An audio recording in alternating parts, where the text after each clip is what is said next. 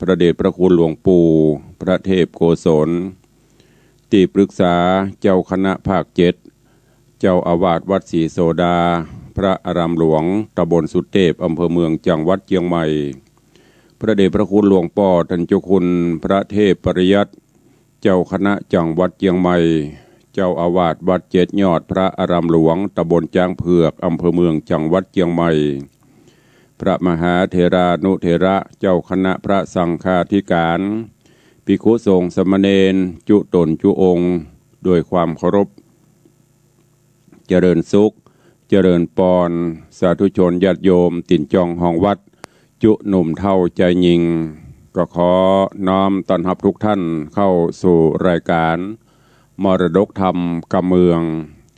ต่างสถานีวิทยุกระจายเสียงพระพุทธศาสนาแห่งชาติและสังคมคลื่นเพื่อการศึกษาพระพุทธศาสนาและวัฒนธรรมส่งสัญญาณกระจายเสียงจากสถานีวิทยุวัดฝ่ายหินตำบลสุเทพอำเภอเมืองจังหวัดเชียงใหม่สถานีวิทยุวัดหนองกายตำบลสันปะยางอำเภอแม่แตงจังหวัดเชียงใหม่สถานีวิทยุ CM77 วิทยุอินเทอร์เน็ตล้านนา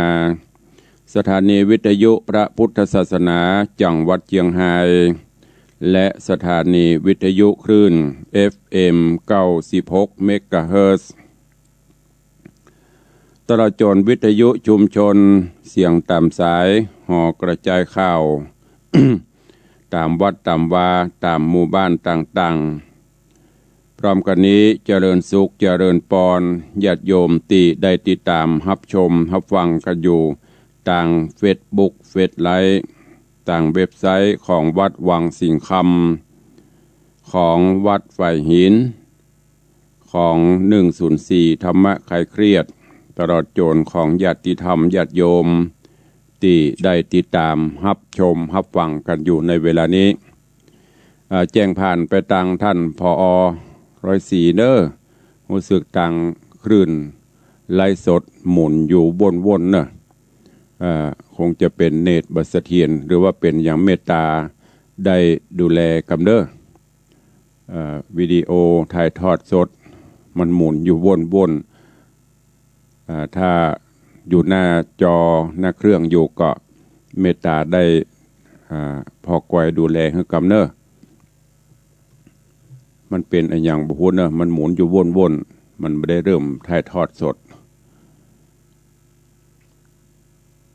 ก็ต้องขอกราบขอบพระคุณในเมตตาของท่านพระครูสมุวิศวัตรวรกิโจเป็นอย่างสูงท่านเจ้าก็ตื่นแต่เจ้าไม่ได้จำวัดจำวาดีเหมือนกันต้องคอยกำกับดูแลเบื่อในด้านการเทคนิคต่างๆโดยเฉพาะการกระจายเสียงเทคนิคต่างๆก็ได้รับเมตตาจากท่านอาจารย์พระครูเป็นอย่างดียิ่งต้องขอกราบขอบพระคุณมาณโอกาสนี้ตัวเองวันนี้อากาศยามเช้าสดชื่นแจ่มใสเย็นสบายท้องฟ้าอึมครึมมืดครึ้มหลังจากตั้งแต่เมื่อตะคืนพระวิรุณทะถังหลั่งลงมาหลาย5ด้วยกันเจ้านี้ก็ยังครึมอยู่ก็เป็นห่วงท้องฟ้าท้องฝนเดือน12แหมเข้ามาได้แล้วก็ฟ้าฝนกำลังตกหลายที่หลายต่างเนาะก็คงจะชุ่มฉ่ำจุ่มเย็นหลับสบายกัน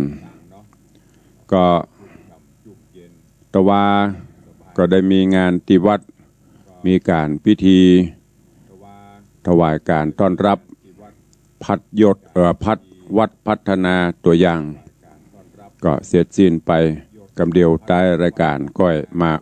มาจากันตอนนี้ก็รอทางท่านผอ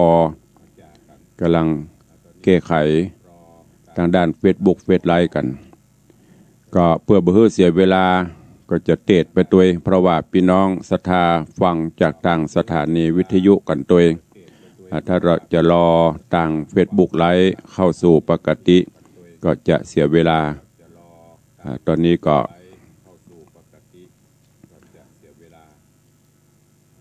เข้าสู่ภาวะปกติก็ ฟังพระธรรมเทศนากันต่อในเรื่องของกำพร้างัวตองลำดับลำดามาถึงวันนี้ขึ้นผูกที่14แล้วเนอะในตอนตะวาก็มาถึงอย่างตอนที่พญาเจ้าเมืองจำปาได้คำขาราวีหาเรื่องหาราวฮือกับกำพร้างัวตองหลายเตื่อหลายโหนแกงสะปะสะปันเพื่อที่จะหาต่างกำจัดยังโพธิสัตว์เจ้ากำพร้างวดตองสุดท้ายมากำมาถึงมัจจุราชมาเติงมาตันตัวเก่าก็บ่สามารถที่จะอยู่ได้ต้องบัดต้องพรากต้องจากไปตั้งแต่จำเปิ่นไปแปลงหั่นแปลงนี้ไปเพียวไห่เพียวสวนเปิ่นก็ปฏิบัติได้จนหมดจนเสี่ยงตายที่สุดสั่งไปแปลงภาษาทกลางแม่น้ำโพธิสัตว์เจ้ากำพร้างวดตองก็ทำได้แล้วก็ท้ายที่สุดพ่อพญาจะไปพักผ่อนหรือว่าจะไปฉลองยังภาษาทแก้ววิมานคำที่เปิ้นได้จัดได้แปลงเฮือเนาะปาตึงเสนาอมาตย์พากันไปพอไป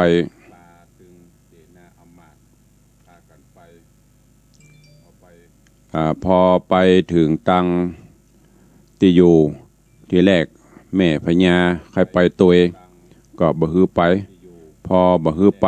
ก็เพราะว่าไอ้บ่ได้ไปเหมือนจะไปสัก3 วันบ่ได้ตังมเหสีก็โป่งปางปล่อยใจได้ในคืนนั้นพญาเจ้าเมืองก็กำลัง พักผ่อนพอภาษาทก็ปรากฏว่าสิ่งสารสัตว์ที่มาช่วยแปลงไม่ว่าจะเป็นนาคเป็นครุฑเป็นสัตว์เล็กสัตว์น้อยก็คลายตัวลงพอคลายตัวลงภาษาทก็ล่มสลายลงปู่พญาก็เสร็จเรียบร้อยจมธรณี จมในน้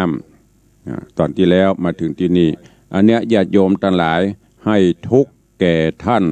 ทุกข์นั้นถึงตัวเฮาปฏิบัติของเฮาไปจะยะมันต้องไปกันมันต้องไปแกล้งไผ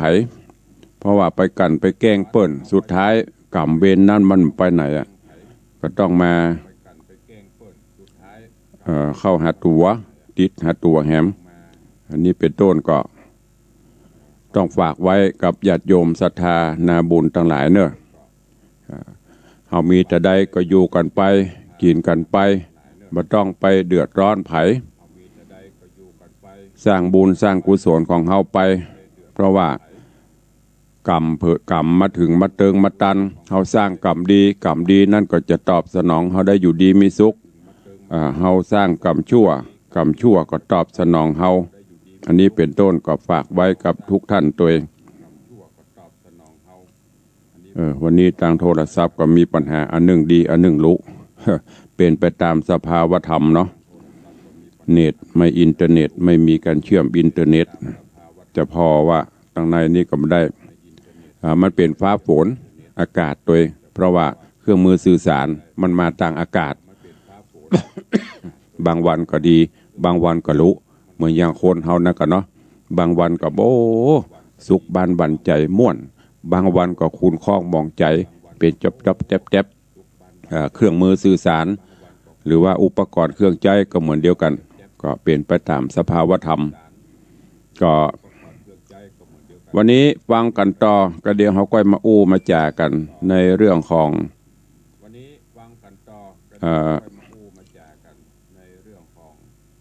กิจกรรมกิจการงานต่าง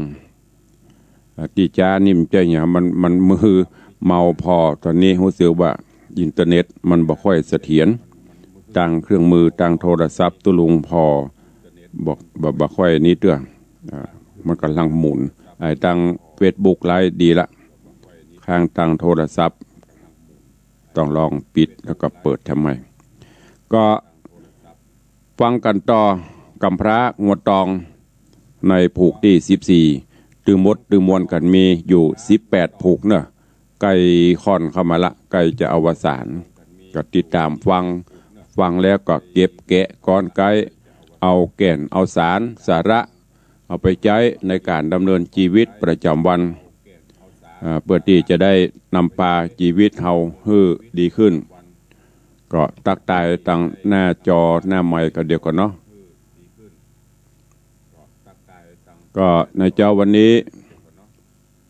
ก็มีญาติโยมศรัทธาครูบาอาจารย์ขอถวายการต้อนรับท่านเจ้าอาจารย์พระครูสถิตเจติยลักษณ์ได้ติดตามรับชมรับฟังคุณโยมจรัญสุทธาแล้วก็มีโยมแม่ละอองแก้วชุ่มใจเจริญปอนต้อนรับบ่เลี้ยงธนวัฒน์แม่เลี้ยงทัดพิชาสุสิงห์คำกราบไว้สาครับอันนี้ปนบ่ายเนี่ยยามเจ้าตุลุงเสียงทองแล้วก็มีคุณโยมบาลุณีอินทกูลโยมสุปรณีรูมาก็มีโยมลักษณะเกดีกำลังชมทางเฟซบุ๊กไลฟ์อยู่ในเวลานี้ก็กำพร้างวดตองฟังกันต่อหลังจากที่พญาเจ้าเมืองผาศาสตร์ล่มสลายลงไปแล้วเรื่องราวจะเป็นจะได้ติดตามรับฟังกันในผูกที่14ณโอกาสบัดนี้ นะโมตัสสะภะคะวะโตอะระหะโตสัมมาสัมพุทธัสสะเตจนาธิสวามหาสมุทรเรสาทะโวดุราสปุริสะตังหลายตั้งยิงและใจมวลหมู่อันทาอยู่ฟังธรรมจุงดาจำติดต่อตามบาทขอบาลีที่องค์พระโมนียอดซอยได้สอนคนใหญ่น้อยยิ่งใจว่าบุญบ่หลายแต่ใส่บ่หอนได้เป็นดีบุญบอกมีมากโลนบ่หอนโป้นทรงสารจักถึงนิพพานกลัมนาย้อนบุญแก่กล้านำไปพระสอนไขดังนี้กวนกึศทีพิจารณาจุมศรัทธามวลโมจุงพรำหูอย่าตามธรรมใจจำเมียดมานอย่าเกิดดันต่างใดจักใครบอกเล่าเฮือหูก็เอาตามมีบัดนี้แหละนาเตจนาส่วนเจ้าประจาหนุ่มเทาอันอยู่เฝ้าที่ฝั่งแม่น้ำหันผาศาสตร์ความล้มง่ายเขาตั้งหลายมวลหมู่ต่างพรำหูขี้ยาว่าเต้าผาญาโมยมังกลางน้ำกวางวังบน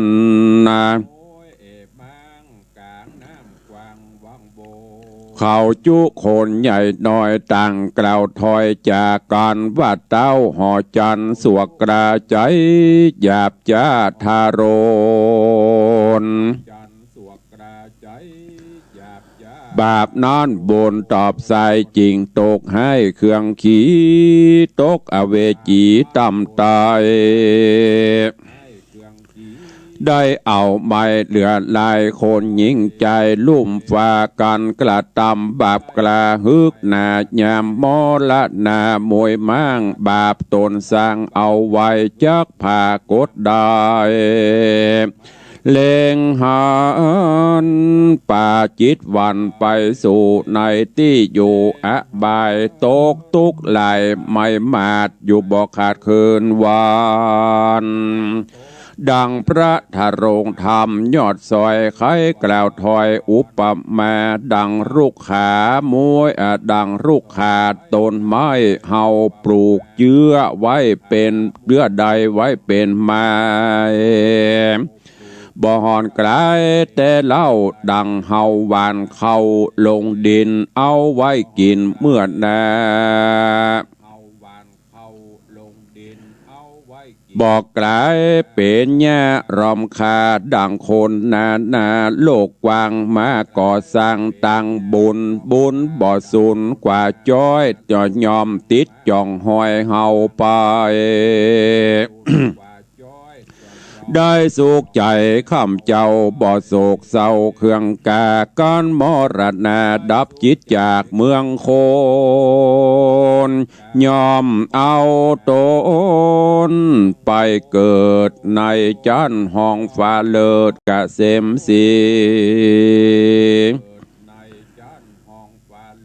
สุขสวัสดีชื่นจอยดังไฟห้อยใจหมายคนยิ่งใจมวลหมู่ต่างกล่าวอูจากการเสียงเนืองนันสะเศร้าสะนันดาวแดนไกลก็มีหันและนา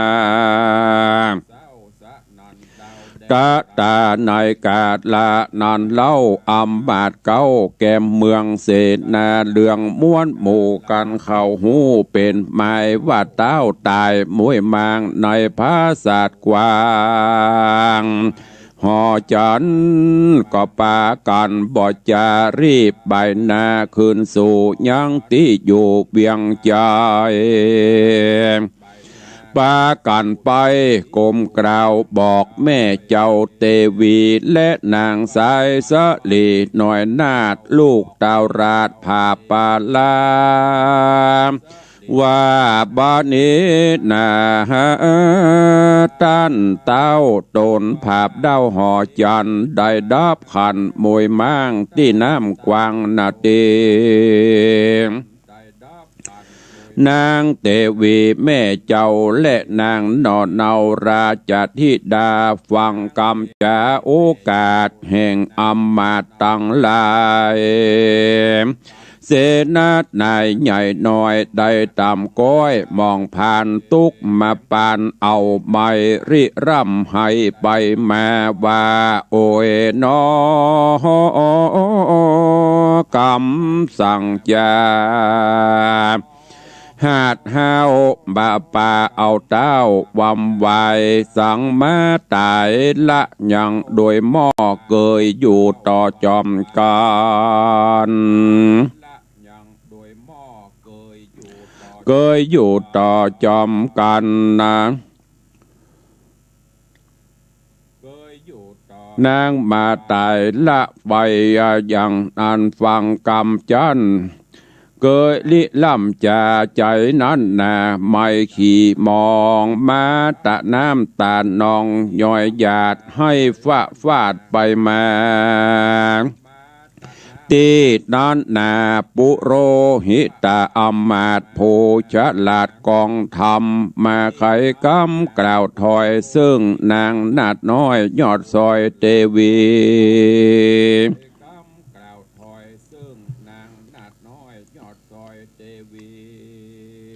ว่าดูราสายสะลีเฮ้ยแม่เจ้าอย่าโศกเศร้ามองผ่านจูงแป้งใจบานโจมจืนอันเจ้าคำหมื่นผัวควันได้ดับขันมวยแมงย้อนกำสร้างปางลางมาปะปังคืนครอบสะย่องตอบปาตุยมากำการเววาร้องไห้บ่หอนได้เป็นดีปาตุกขี่ไม่เอาผัวตัวเก่าได้คนบำบายมุบมูบ่อาจหูขี่แย่กวนพิจารณาร่ำถอยว่าคนฉลาดกรอยเป็นพีวงสามีพี่น้องมาแวดซองหลายลำน้องให้ตามมวลหมู่บอกขาดอยู่ยิงใจคนว่ำไวมวยมอดบอกอาจรอดขึ้นมาแม่นตัวเฮาเรารานี่แล้วก็ยังเข้าและ ก็ยังเขาและนามซับป่าพร่ำหลายอันเงินคำปันแอนหมื่นไปย่อยื่นปันมาคนวามไว้นั่นใส่เอาไปบอดใดดีลีบาปบุญมีมากน้อยจักติดจ่องหอยตัวไปกับคนใดกระยาบกระทำบาปหึกนายามมรัตนาพรากนาบาปตัวกลามัวดำจักปานำจ่องก้องลงสู่ห้องอเวจีส่วนคนกระทำดีนั้นแล้วบ่ไม่เอามองผ่านได้สำราญชื่นจ้อยสมไฟหอยขานิ่งนาย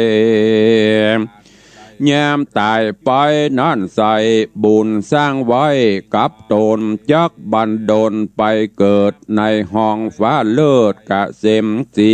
นางเตวีหน่อยนาดฟังอำมาตย์ทุนสาก็หายโศกาต่ำก้อยลวดจื่นจ้อยเจยบานก็มิงหันและนาตัดสมาเหตุนั้นเล่าคนหนุ่มเท่าหญิงใจอานั่งยายอยู่ฟังธรรมเป็นดังกรรมกล่าวจี้ว่าบาปกรรมนี้เป็นแก่นมีแต่แม่นเป็นไม้กับคนยิ่งใจลูกลาสร้างกรรมไว้สันใดกรรมจักไปตอบใส่หือได้ง่ายและดีได้เครื่องขี่ต่ำก่อยตุกจ่องหอยมาปานย้อนบาปหันแต่ก่อนมาไล่ตอนตุยตันได้สุขคืนวันคำเจ้าบ่โศกเศร้าเครื่องขี่ย้อนบุญมีนันสายอันสร้างไว้ในอดีตอันสร้างไว้อดีตาเหตุนั้นนาอย่าได้ประมาทละเว้นขาดตังตานศีลเจียงคาน58มันกดแขวดหักษาภาวนาคำเจ้าเฮือได้ไต่เต้าไปดีได้สุขีจัดนี้การตายจากนี้เมืองโคนยอมเอาตนเฮือไปเกิดห้องฟ้าเลิศเมืองสวรรค์และนาอาทะในกาละนั้นเรา อาทาในกาละนอนใส่กันเต่าไทยวำวายคนหญิงใจหนุ่มเทาอำมาตย์เก้าแก่เมืองเสนาเรื่องโยดอาจก็มาโอกาสปรึกษาว่าบัดนี้หน้าด้านเจ้าโดนภาพดาวหอจาน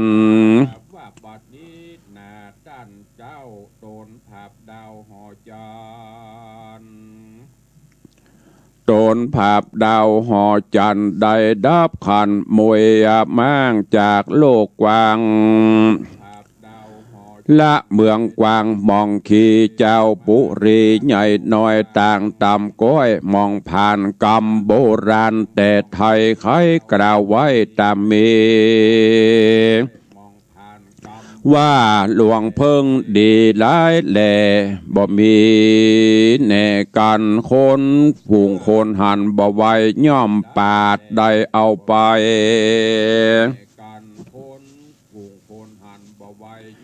หมากม่วงในปากกวางลมปั่นบางตกดินคนย่อมกินเสียงไข่เมืองกวางใหญ่งามดีกันบ่มีเต้าเจ้าก็ดังเมืองเป่าสูนได้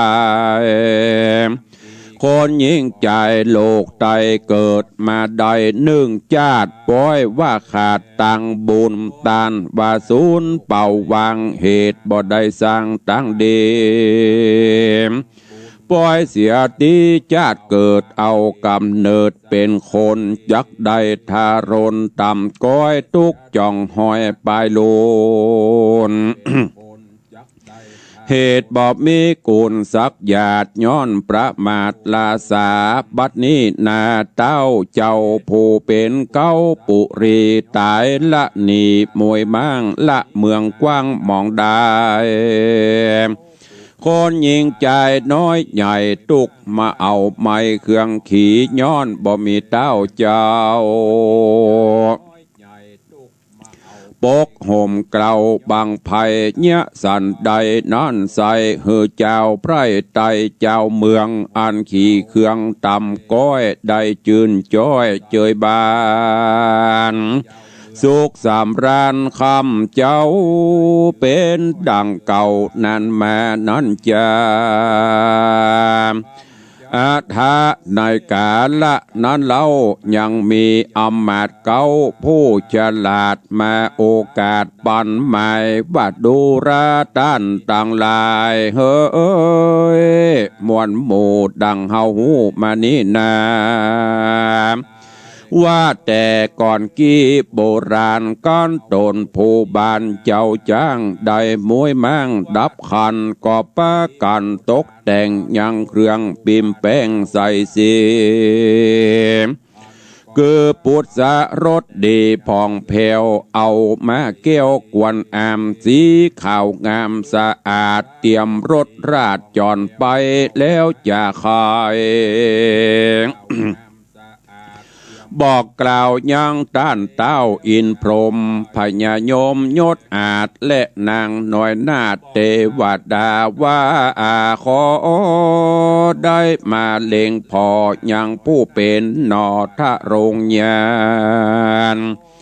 ขอบ้านด่านส่งโยรถราชกู้ปุรีไปหาผู้มีพระญามีปุญญามากเต้ากวนเป็นเจ้าสะเวยเมืองได้รุ่งเรืองไปนาเฮือไพรฟ้าเจยบานกันปุโรหิตาจารย์ผู้เท่าไขบอกเล่าสุดไปเศษนานายมวลหมู่อำมาตย์กู้โยธาเจ้าประจาใหญ่น้อยอันหยาดถอยลายล้ำต่างกล่าวกำงามบ่จาว่าจุมหมู่คาก็หันดีก็มีหันและนาตาตาในกาละนันเล่าคนหนุ่มเท่าหญิงใจก็มาเสนาในและอำมาตย์มีปุโรหิตาจารย์อาจารย์เป็นประธานกว่าหมู่ต่างชื่นสู้มนัสสาก็มาดังดาแต่งห่างยังเครื่องต่างมวลมีประดับรถดีผ่องแผ้วแล้วโดยแก้วเรืองงามใส่เครื่องจามยศหยาดดูองค์อาจงามตาแล้วก็เอามาตั้งกู้เตรียมรถอยู่เร็วไว้แล้วนำไปบ่อจาตัดที่หน้าหอจานแล้วป้ากันพร่ำพร้อมยืนแวดล้อมใหญ่ใหญ่เสนาในผู้ใหญ่อันใส่ไว้ต่างตาตั้งประจาไพรราชตั้งอำมาตย์โหราจารย์ตั้งก็มาย่อมือสานก้มเกล่าวไหว้เต้าเจ้าเมืองโบนเขาจูโอโคนใหญ่หน่อยก็กล่าวถอยตัวตามเป็นกำงามสะเศร้าสะนันดาวปุรีว่าสุนันโตพนโต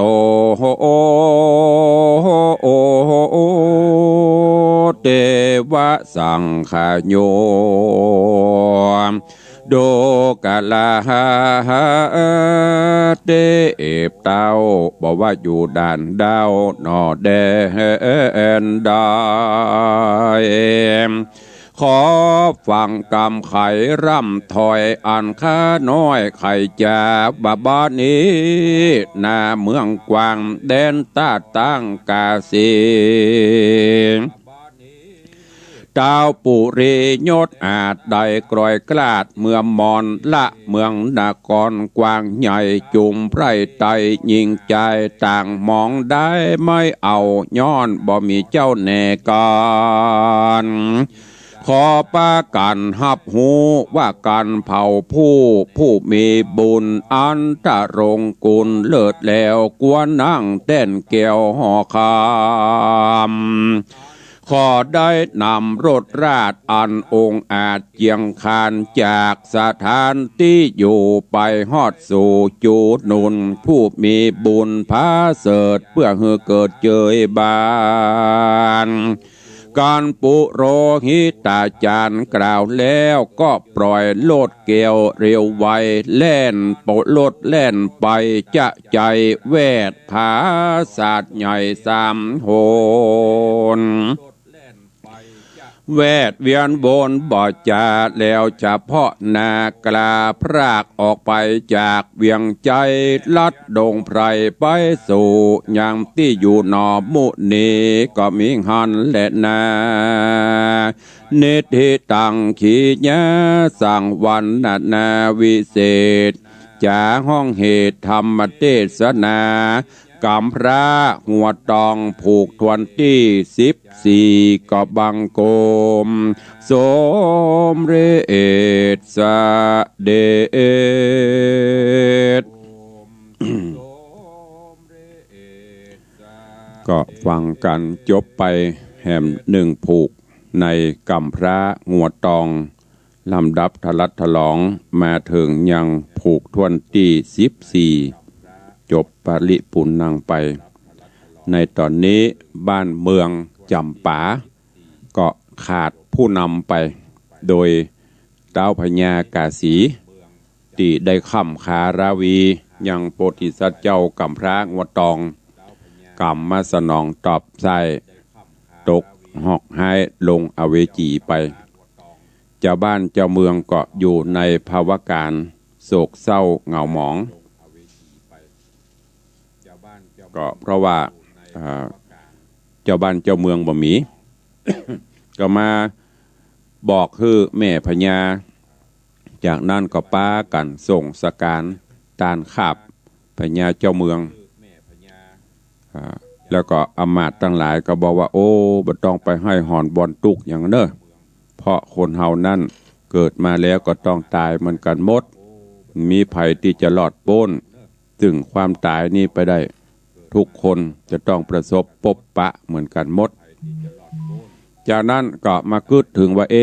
ละจะไปเสาะอันไผ่มาอยู่มาแตนนะหมู่อำมาตย์ผู้หลักผู้ใหญ่ที่อยู่ในบ้านในเมืองก็มาคิดว่าตามราชพัฒประเพณีที่มีมาแต่ก่อนเมื่อเจ้าบ้านเจ้าเมืองหมดไปเปิ้นก็จะแต่งราชรถพร้อมกับเครื่องทะโลงต่างๆไว้บนรถจากนั้นก็จะดอกไม้ธูปเทียนยื่นโยงองค์การบอกกล่าวองค์อมรินทร์พระอินทร์เจ้าฟ้าเตปาอาหักสิ่งศักดิ์สิทธิ์ทั้งหลายเสื้อบ้านเสื้อเมืองมื้อนี้ขอให้ได้นำปาเอาราชรถนี้ไปหาผู้ที่มีบุญผู้ที่จะเหมาะสมปุญญาปรมีสูงส่งที่จะมาเป็นเจ้าบ้านเจ้าเมืองพอได้หูก็จะอี้ก็ตกลงตามนั้นก็มาแต่งดาห้างแปงยังราชรถประดับตกแต่งดีแล้วก็ใส่เครื่องทะลงตลอดจนสิ่งของต่างๆแล้วก็ยื่นโยงองค์การบอกกล่าวจากนั้นก็จะปล่อยรถซึ่งม้าก็จะนำปาเอาราชรถเนี้ยแวดประทักษิณบ้านประทักษิณเมืองแล้วก็จะออกไปเสาะหาผู้มีบุญเอามานั่งบ้านแตนเมืองเป็นเจ้าบ้านเจ้าเมืองตอนนี้ราชรถก็มุ่งหน้าสู่ปุ่นตีบ้านของกำพร้างัวตองเรื่องราวจะเป็นจะใดก้อยติดตามฟังกันในผูกต่อไปในตอนต่อไปเนอะอันเนี้ยญาติโยมทั้งหลายบุญเขาสร้างสมไว้ทีละเล็กทีละน้อยประเมินบรรนานบุญนั่นก็ตอบสนองเฮาเหมือนดังโพธิสัตว์เจ้า กำพร้างวดตองได้รับความทุกขเวทเวทนามานักแก่แต่บัดนี้ก็คงจะถึงการเวลาที่จะพ้นทุกข์คนเฮานั้นถ้าเฮามีความเพียรพยายามสร้างบุญกุศลไว้วันใดวันหนึ่งเนอะพอออกไม่ออกศรัทธาบ่ต้องไปจมกูอยากมาตุกไปตุกบอดกูอยากมาอนาถาอยากไรคือมองคือพอคนข้างๆเฮาสมมติว่าเฮาคิดว่าเฮาตกอับตกจนลองพอลงไปตะลุ่มคนที่ตุกอับจนแล้วเฮายังมีเฮามีบ้านมีจองมีที่อยู่อาศัยบางคนเปิ้นตกอับกว่าเฮานอนไปตามข้างถนนเกือกดินเกือกฝุ่นพอเสื้อผ้าป้อมเป็นดีพอดีกวยนั่นแสดงว่าเปิ้นตุกกว่าเฮาก็ยังมีอยู่ก็คือมีความภาคภูมิใจในสิ่งที่ตนได้พอใจในสิ่งที่ตนมีสร้างกุศลคุณงามความดีไปเตอะคนเฮานั้นจะคือมันเหมือนกันเต่ากันหมดเป็นเสียทีหมดก็เปลี่ยนไปบ่ได้เป็นยาจกหมดก็เปลี่ยนไปบ่ได้มันก็จะต้องคระเคล้ากันไปตามภาษาธรรมะเปิ้นร้องว่าแล้วแต่บุญของไผของมันบาปของไผของมันสร้างกุศลคุณงามความดีเปิ้นก็ตอบสนองสร้างบาปอกุศลไว้บาปนั่นก็ตอบสนองอย่างที่ในธรรมเปิ้นกล่าวนั่น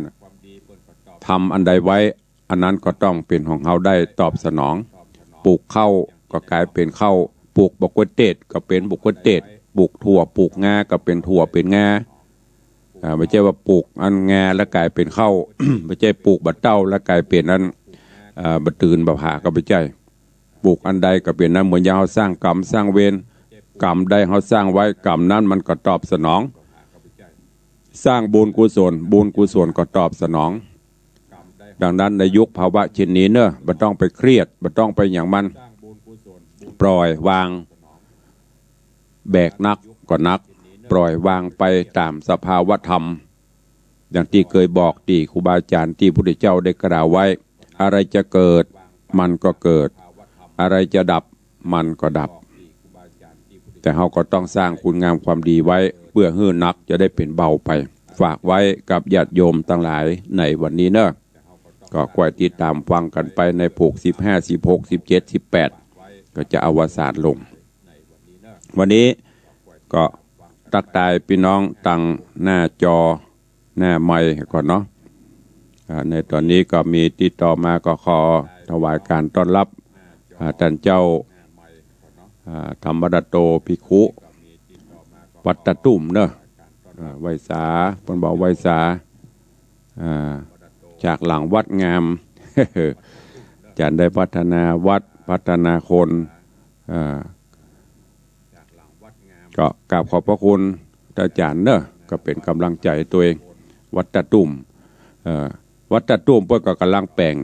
บูรณะเจดีย์อาจารย์ท่านเจ้าก็บูรณะเจดีย์เปิ้นหุ้มตองจังโกเหมือนกันเนอะญาติโยมผ่านไปผ่านมาใครไปให้ไปหอมไปห่วมบุญกุศลตัวอาจารย์ก็ไปได้เนอะแล้วก็มีท่านเจ้าสิทธิชัยอินทวโนก็ติดตามรับชมอยู่ก็ขอถวายการต้อนรับตัวเองคุณโยมอย่างนี้รัฐหรือว่าวัดรัฐออมสินกะถวายการเจริญปอนต้อนรับทุกท่านเนอะต้องขอสู่มาใจเครื่องมืออย่างบัดนี้จ้ะ แต่ว่าไปหันเปิ้นประชุมออนไลน์ประชุมทางละนี่ให้ได้เริ่มฝึกวันแหมหน่อยได้ใจหมดวันนี้ก็ คุณโยมทองคำที่บงคำปินานจรัญปิยะจันทร์สาธุครับตุลงยินดีโดยครับวัดพัฒนาตัวอย่างดีเด่นสาธุเนอะก็ด้วยแรงจิตแรงใจญาติโยมศรัทธาปินานก็มีส่วนร่วมช่วยก็ขอบคุณกับปเลียงธนวัฒน์สุสิงคำกับไวสาตุลุงในวังเสียงทองอย่างนี้หน้าตาสดใสยามเช้าเหรอ สาธุปเลียงกับหน้าอิ่มมีพิมันตะวาเนี่ยโอ้ปิติยินดีถึงปเลียงไม่เลี้ยงน้ำตาซึมน้ำตาตก ขอบคุณตัวเองโยมอัญชลีคำกิตินะเจริญปอนแล้วก็มีไผ่แฮมโยมมงคลวงร้อยโยมปัทมาแจมโรโยมปีจงรักเนาะเข้ามาสาธุโยมพลอยใจดีสาธุสาธุโยมจัญญาฟองซักขอบน้อมไว้สาตันพระครูเจ้าสาธุเนอโยมชมจันทร์ซอนคำโยมลักษณะเกดีแล้วโยมปีไม่เลี้ยงทัดพิชาสุสิงคำกราบใบสาตันพระครูดีเด่นตุลุงในวัง สาธุ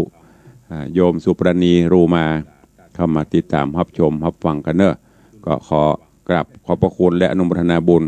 ตั้งหน้าเฟซหน้าจอทุกท่านตัวตะวันนี้ก็ขอ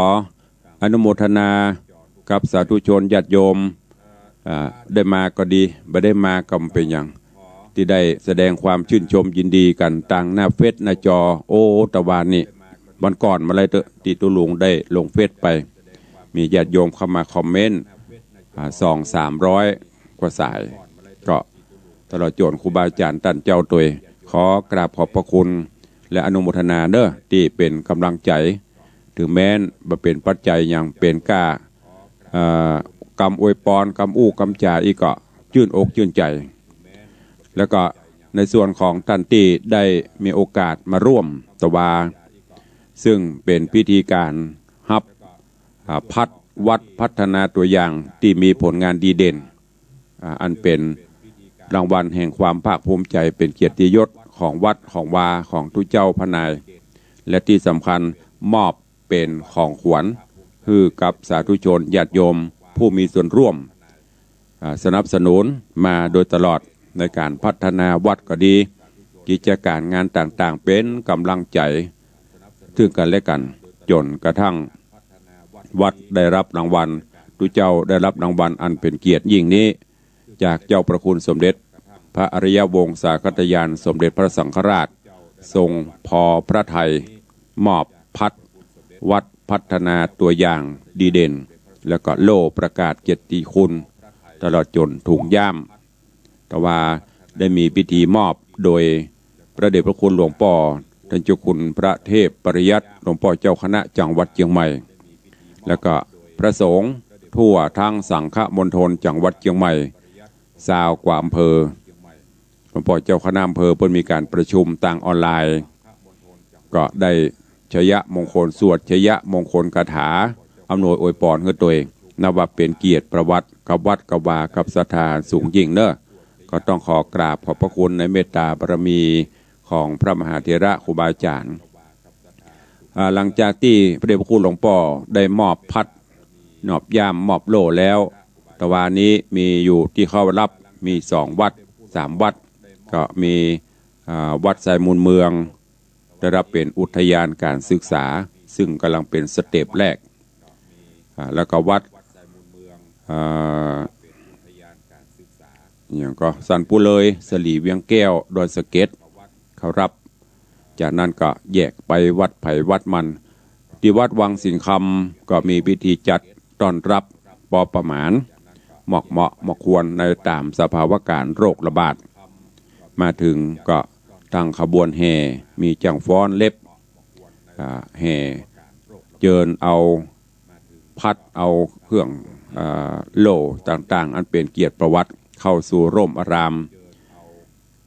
แล้วก็มีพิธีต้อนรับที่โบสถ์วิหารก็ได้รับเมตตาจากพระเดชพระคุณหลวงพ่อท่านเจ้าคุณพระราชรัชมุนีหลวงพ่อเจ้าคณะอำเภอเมืองเชียงใหม่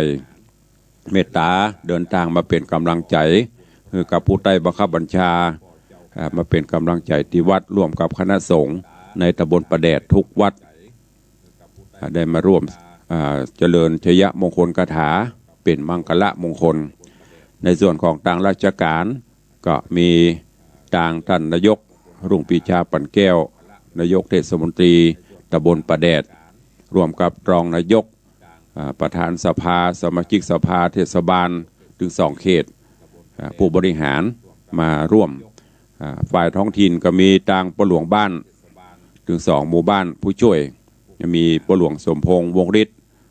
ปหลวงบ้านหมู่6วังสิงคำปหลวงทองพูนสามูลปหลวงหมู่11น้ำบ่อเย็นซึ่งก็เป็นศรัทธาอุปถัมภ์วัดแล้วก็มีผู้ช่วยมีปออกไม่ออกศรัทธานาบุญมาร่วมแล้วก็ขอชื่นชมน้ำจิตน้ำใจของโยมแม่ปราณีพยัคฆ์ไคหพลเดินทางจากหนองแต้นสันปะตองมาร่วมมุทิตาตัวเนอะโยมแม่จันดีว่าจะมาไม่มีพลขับ เลยมาบ่ได้ก็ส่งปัจจัยมาก็อนุโมทนาบุญตัวเองและที่สำคัญสุดนั่นก็คือขออนุโมทนาขอบคุณขอบใจกับโยมปเลี้ยงธนวัฒน์แม่เลี้ยงทัดพิชาสุสิงคำเป็นอย่างยิ่งมหารัตนอุบาสกอุบาสิกาบางพ่อว่าโอ้ตุลุงอย่าประกาศเพื่อหยุดตึงวันก็เพราะท่านเป็นผู้อุปถัมภ์บำรุงวัดบำรุงพระสงฆ์องค์ข้าเจ้าระยะหลังๆได้รับเมตตาจากท่านธนบดีถึง2นี้เป็นอย่างสูงยิ่งในการพัฒนาวัดตะวานี้ก็ได้จะว่าเป็นเจ้าภาพออกกล้าใจจ่ายถือมดก็ว่าได้ตะวานี้ปเลี้ยงได้บริจาคปัจจัยทั้งในส่วนถวายพระเจ้าพระสงฆ์ทั้งหมดประดับดอกไม้จัดกิจกรรมต่างๆทางที่วัดวังสิงคำทางที่วัดเจยอดแล้วก็ยังแจกทิปสมนาคุณจังฟ้อนอสมหมู่กองทั้งหมดเบ็ดเสร็จแล้วก็ประมาณ50,000 กว่าบาทต่อวานี้ก็ต้องอนุโมทนากับธนบดีรัตนอุบาสกอุบาสิกาโยมปเลี้ยงธนวัฒน์แม่เลี้ยงทัดพิชาถ้าจะเปรียบไปกับเปื่อนบุญบารมีกู้บุญบารมีตุเจ้าเปรียบเสมือนเป็นตึงป้อเป็นตึงแม่เป็นตึงพี่อ้ายเป็นตึงพี่สาวต่างคนก็ต่างอาศัยกันเปิ้นเป็นธนบดีมีปัจจัยน้อยส่วนตุเจ้าก็มีทั้งศีลทั้งธรรมเป็นกำลังใจซึ่งกันและกันในการพัฒนาไม่ใช่ว่าโอ้ศรัทธาอื่นหรอก็ทุกคนเปรียบเสมือนเป็นพ่อเป็นแม่ตุเจ้าเนอะไม่ใช่ว่าฮักกันที่ปัจจัยฮักกันด้วยใจต่างปเลี้ยงไม่เลี้ยงในหลังๆนี้ต่างวัดต้องการอย่างเปิ้นก็อุปถัมภ์มาญาติโยมศรัทธาก็เป็นกำลังใจช่วยกันทำนุบำรุงวัดจนสำเร็จมาพอออกไม่ออกศรัทธา FC แฟนรายการทุกท่านที่เป็นกำลังใจตุลุงมาตลอด20 กว่าปีที่เราอยู่ด้วยกันฟังเสียงธรรมะด้วยกันตุลุงก็มีอย่างที่จะมอบมีเฉพาะเสียงธรรมอย่างถามว่าวันนี้เหนื่อยก็เหนื่อยตั้งแต่ทวารในวันค่ำกลางคืนก็กว่าจะเสร็จกว่าจะได้จำวัด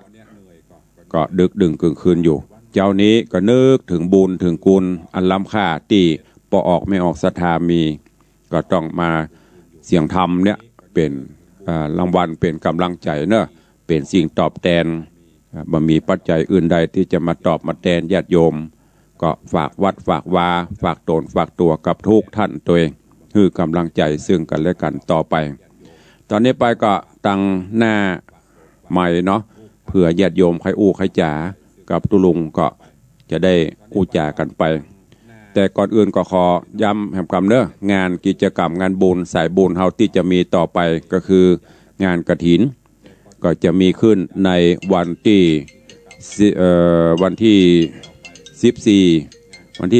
14 พฤศจิกายนเนอะก็จะมีงานทำบุญทอดกฐินที่วัดวังสิงคำก็เชิญทุกท่านด้วยเจริญปอนปเลี้ยงไว้สาครับดีอกดีใจไว้สาอันพระครูผอเทเลอร์104โอ้ได้เสียงเซี่ยวมาละมันคือต้องไปแอบเปลี่ยนสุดดิคนเฒ่าคนแก่พูดถึงว่าเหรอถ้าเสียงง่อยๆมาหน่อยมาถึงไม่เห็นละไว้สาเทเลอร์เจ้าวันนี้หน้าตาสดชื่นสดใสดีอกดีใจแม่ปานีตัวเนอมาร่วมตัวตะวาโอ้เดี๋ยวดีใจแต่ขอบคุณนักศิลป์นักบุญข้าราชการผู้คนเนอ ไว้สาทำดีไว้เถอะครับอย่างหัวตองแล้วนะทำดีไว้อดทนไว้เถอะเจ้าล่อเนี่ยวันเดียวก็ผลดีเข้ามาแล้วได้เปลี่ยนตู้เตาดีเด่นแล้วแล้วพอกูดีเด่นแล้วเนอะดีใจเนอะไว้สาครับสาธุอนุโมทนาเด้อ ตื่นใจครับ ขอบุญรักษาอยู่ดีมีสุขสุขภาพแข็งแรงเด้อสาธุขอบคุณกับโยมปเลี้ยงธนวัฒน์ความปลื้มปิติปเลี้ยงวัดต่อไปถึงเอายังกินตาลไปเป็นกำลังใจตู้เจ้าหลวงพ่อจังหวัดหลวงพ่ออำเภอกับฝากตู้เจ้าไว้กับปเลี้ยงฝากปเลี้ยงไว้กับตู้เจ้าต่างกับฝากชีวิตจิตใจไว้กับกันเด้อต่อไปนี้แม่เลี้ยงว่าจะได้ตู้ลุงเสียงทองลูกรอว่าทองสิงคำโอ้เป็นใส่ไว้ละเนาะวัดเปิดก็ได้เป็นวัดพัฒนาดีเด่นละขอท่านเจริญรุ่งเรืองเลื่อนนะเจ้าว่านะที่สิ่งใดขอสมมุ่งมั่นความปรารถนาทุกประการโทรมาเป็นกำลังใจยามเจ้าโดยรักษาสุขภาพเรื่องงานผลงานก็ดีเรียบร้อยไปแล้วพักผ่อนในพองเด้อเจ้าผู้ปกปักรักษาเทวดาคุ้มครองเด้อท่านเด้อเจริญปอนสาธุขอบคุณกับโยมแม่เลี้ยงเนี่ยปเลี้ยงแม่เลี้ยงถ้าจะถามว่าไปอยู่ใกล้ตัวปเลี้ยงไปทำงานแม่เลี้ยงอยู่บ้านแต่ถึง2ฟังตลอดเจ้าใดทำได้ฟังประวัติบ่ม่วนบ่ายมากับฟังท่านเตี้ยจะได้พักต้องรอฟังเทศฟังธรรมเป็นกำลังใจกันเจริญปอนสาธุอนุโมทนาเด้อเจริญปอนสาธุเจริญปอนเจริญปอนไว้สาเจ้าเจริญปอนดักปิ้งก็ขอเมตตาตัดสายไปก่อนเนาะเพื่อบ่ให้เสียเวลาเจริญปอนเสือใต้เจ้าไปบลามาบ่ไหวปีกกับบ่บอกมันคนหลายก็เจ้าพอดีลูกสาวมาฮับแล้วบาเล่นบ่ได้ดีแล้วอนุโมทนาเนาะแม่เด้อท่านอันได้ของถวายที่ได้ละเรียบร้อยอันนั้นอย่าไปอู้ออกหน้าไม้ไม่ดีอู้หลังไม้สาธุอนุโมทนาขอบคุณโยมแม่ปราณีเพิ่นเอาของฝากมาตุยตู้เปงเก็บเรียบร้อยละขอบคุณมากๆเนี่ยใจถึงก็ได้มาร่วมโมทนาบุญตัวตะวาสายต่อไปใครจะอู้ตัวตุลุงมีก็อย่างที่ได้บอกไปเนอะวันนี้ทางวัดหนองกายลิงสัญญาณหรือเปล่าใครฟังจัดตะเหนือพ่องวันนั้นก็ไผ่โทรมาวัดหนองกายไม่ได้ยินเนอะก็บอกให้โทรไปที่สถานีบนปูนเอาก็ด้วยเหตุผลอย่างที่ได้บอกไปนั่นแหละเปิ้นก็ฟังหนองกายไปฟังก็ดักปิ้งรายการไม่มีคนฟังเปิ้นก็ตัดอย่างขายยานะเนาะมันไม่ได้ขายไผ่ไปมาขายแฮมเหมือนเดียวกันตุลุงเตะอย่างเดียวส่วนสถานีที่ไหนเปิ้นจะลิงก์บลิงก์แล้วแต่เปิ้นญาติโยมฟังเรตติ้งดีเปิ้นก็ลิงก์ต่อเพราะเป็นชื่อเสียงสถานีเปิ้นตัวเองตุลุงก็ประกาศตั้งแต่เจ้าเกินมาก็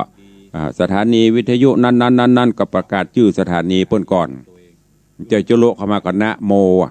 ส่วนญาติโยมศรัทธาที่ฟังนั่นน่ะถ้าฟังแล้วเป็นจะได้พ่องก็แจ้งเข้ามาพอเปิ้นก็ฟังอันนี้บอกหลายครั้งละไม่ใช่ว่าบอกไม่ใช่ตุลุงโจมนะใครจะโทรก็ได้ผมโทรก็ได้ตุลุงมีหน้าที่เทศให้ฟังบ่ได้เจริญปอนแม่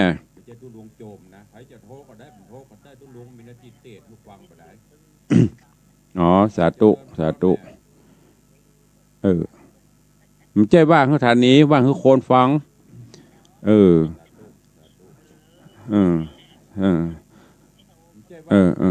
สาธุอนุโมทนาแม่เนอเจริญปอนสาธุขอบคุณโยมแม่ปณีโยมแม่จันดีโทรว่าน้องกายเปิ้นก็ลิงอยู่เจริญปอน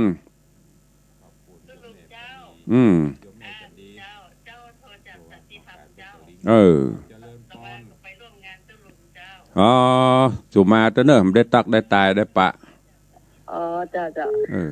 แสดงความยินดีกับตุลุงเจ้าสาธุอนุโมทนาเด้อเจ้าสาธุเจ้า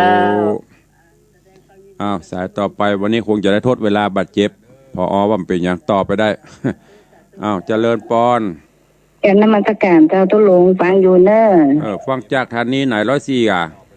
เจ้า104เจ้าชัดเจนดีมากเลย สาธุ เป็นตรงนั้นเจ้าตุลงนะเจ้า สาธุอนุโมท แต่ถ้า นา ตุลงแบบเตะได้จะง่อมขนาดนะเจ้า นั่นน่ะต้องให้กำลังใจซึ่งกันและกันฟังแล้วก็ต้านและการตักตายกันเข้ามา เจ้าว างก็มาเอี่ยวในวางเด้อ เจ้าไปเจ้า สาธุ ไปหลายครั้งแล้วเจ้า สาธุอนุโมทนาอ้าวเจริญปอน เจ้าคุณลุงไหว้สาเจ้าถวายความดีใจเด้อ สาธุ เจ้า อนุโมทนาเด้อ เจ้า เจริญปอนอ้าวเจริญปอน สาธุเจ้าไว้สาเจ้า